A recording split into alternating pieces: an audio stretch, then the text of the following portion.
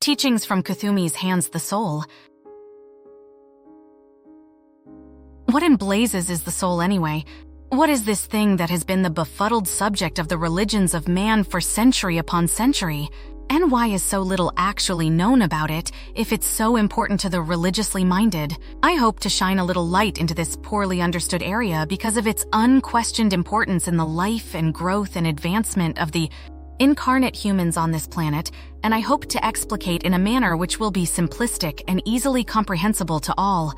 Initially, I want to offer acknowledgement and gratitude to the Ascended Master who is referred to as the Tibetan, the one who has used the name of Jwal Kul in communicating with humanity, the High Initiate who does much of the world teaching on behalf of his beloved Master Kuthumi, the current world teacher. Breaking it down to basics, the individual human being or person on planet Earth is an incarnate expression or fragment of the consciousness of their soul.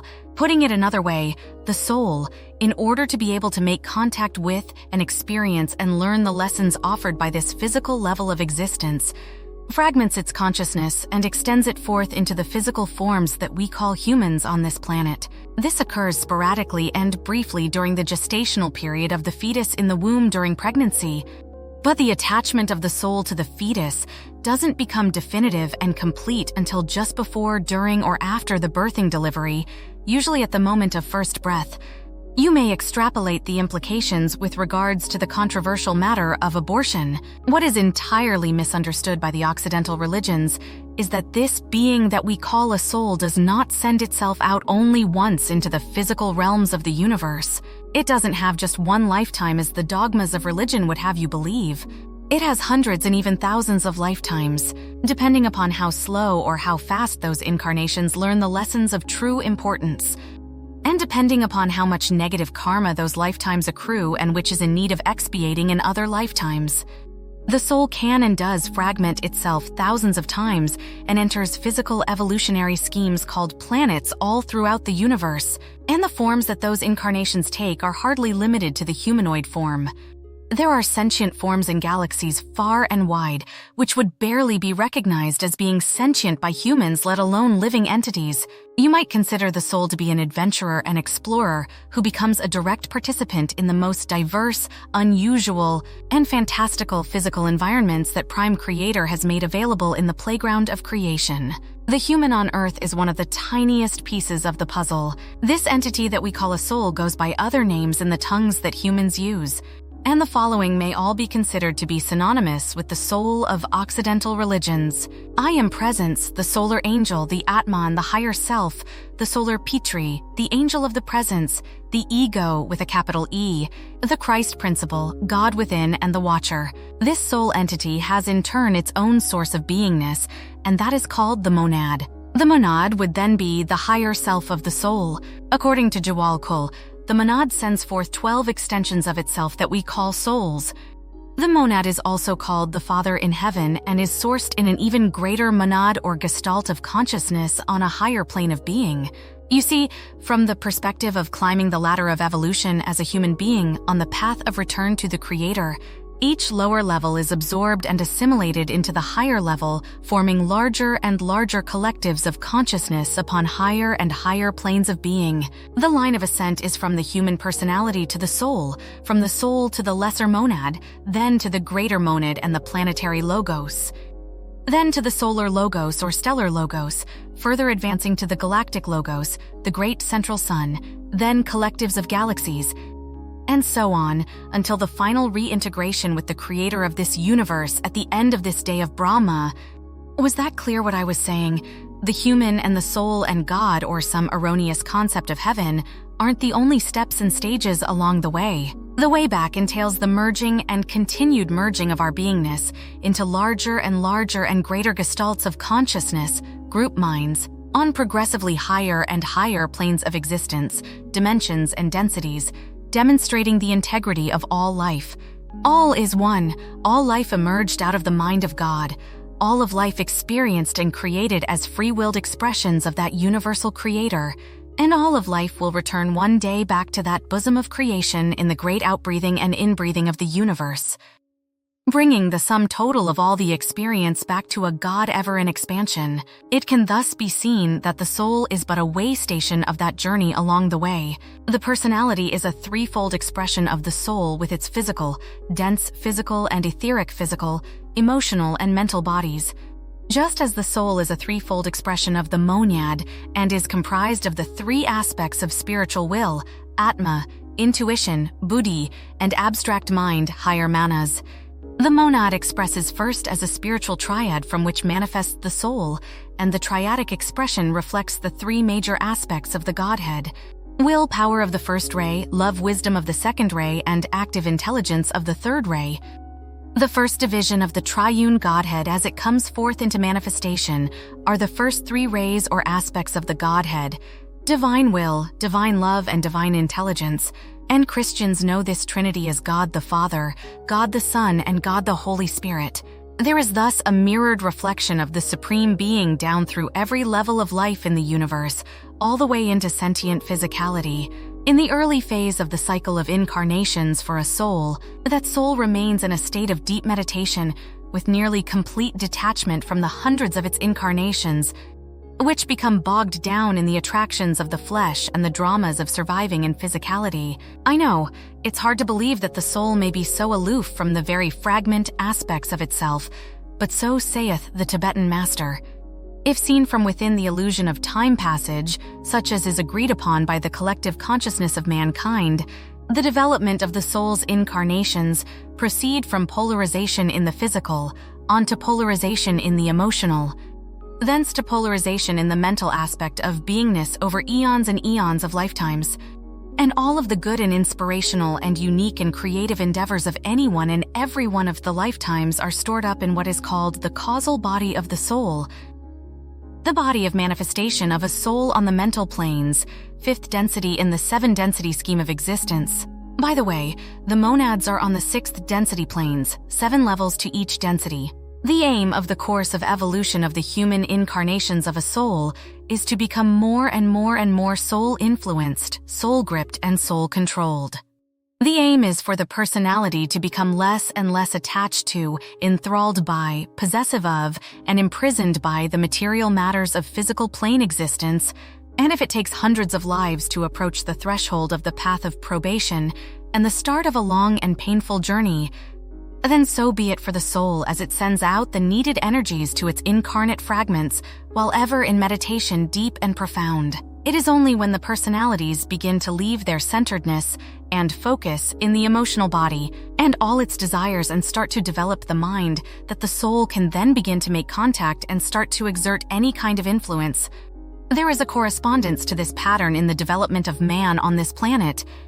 Over the eons of time, the human species has gone through the perfecting stages of growth from the physical body during the third root race on Lemuria, Mu, to the domination and perfection of the astral body during the fourth root race on Atlantis, and now the tremendously rapid growth of the mental body of the current fifth root race of humankind. The parallel and analogy is no accident.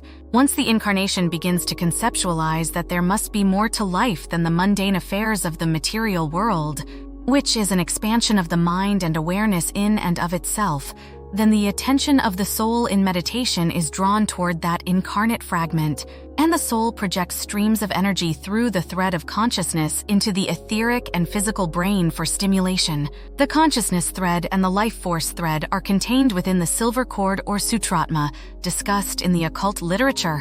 The sutratma directly connects the soul to its incarnation, the consciousness thread entering the pituitary body and the life thread entering the so-called heart chakra and following the stirrings of the mind awakening as stated. It may take hundreds of lifetimes of developing the concrete mind and intellect before the soul extension has reached a point of achievement, that it may be permitted by one of the watching ascended masters to enter upon the probationary path that ultimately leads toward the initiatory path, see the only path on earth. The soul is guided and instructed by one of the masters on the same ray as the soul, which is one of the 7 rays, and the influence of the soul is felt increasingly by its incarnate lifetimes. The means and method par excellence for opening wider the channel to the soul is meditation and disciplining of the mind. Meditation and service are the means whereby an aspirant becomes a disciple, and a disciple becomes an initiate. And all throughout those lifetimes, the soul is drawing nearer to its lower self, becoming more dominant in its life, having more influence in the decisions that are made and the directions that are taken, and establishing progressive control over the physical body, then the emotional body of desire, and finally the mental apparatus. Simultaneously, the soul is vivifying and conditioning and quickening the centers of force in the etheric body called chakras. As per the goal, they are coming gradually under control by the soul. Once the aspirant on the path has become an accepted disciple to one of the ascended masters in Earth's spiritual hierarchy, the long and difficult sojourn along the path of discipleship is tread and supervised by a selected senior disciple of the master, the soul being keenly involved all along the way. Eventually, when the alignment and coordination of the lower self to the higher self is sufficient, the disciple is entered upon the initiate path as the birth of the Christ takes place in the cave of the heart. The 5 major initiations leading to total freedom from form are actually initiations of the soul. It is the soul in the incarnate vehicle, with the full realization of soul unity of that vehicle, that takes the initiation. The 3rd initiation is called the soul merge, also called the transfiguration, at which time the personality is forever liberated from the 3 worlds of form, physical, emotional, and mental, and it becomes an agent of the soul in all ways. Personality and soul are united consciously, and the monad has begun to guide the soul. The initiate can now safely wield the psychic faculties for the benefit of the race. The solar angel is now in full control of the personality. The mind has become soul-illumined, and an ocean of love pours through the soul-united individual as he or she dedicates the life toward serving the human race. Actually, the personality disappears and naught remains but a crystalline clear instrument through which the light of the monad may pour for the helping of humanity. That God self-entity which we have called the soul does not exist for all eternity, as is quite commonly believed. It is not the soul which is the true consciousness spark emanated by the Creator in the act of creation, but rather it is the monad, and the soul with its causal body is the vehicle of manifestation of the monad.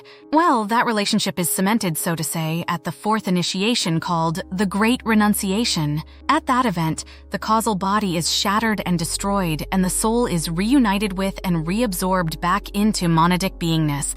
I and my Father are one.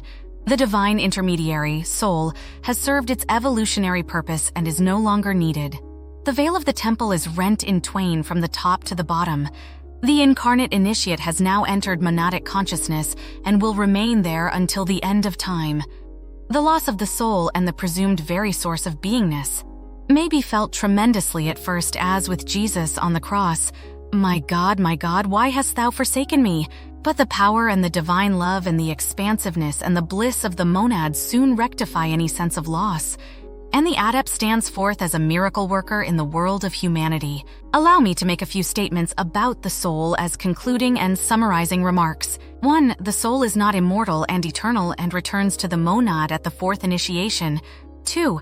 The soul is group conscious and has no orientation or inclination towards individual achievement or separativeness.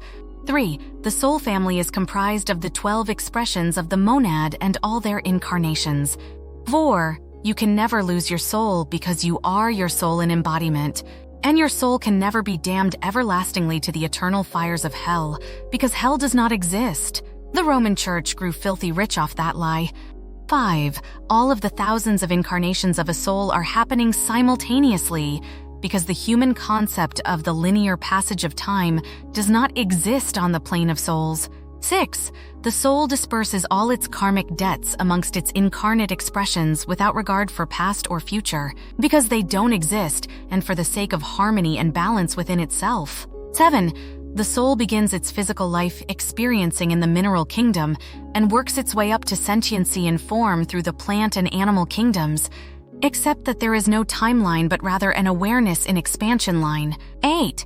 The soul mirrors the Godhead on its own plane by containing within itself the 3 major aspects of God: Atma, will; Buddhi, universal love; higher manas, intelligence. 9. Upon death to the physical, the soul extension is reabsorbed back into its soul, but only after purification, re-education, and reharmonization on the astral planes.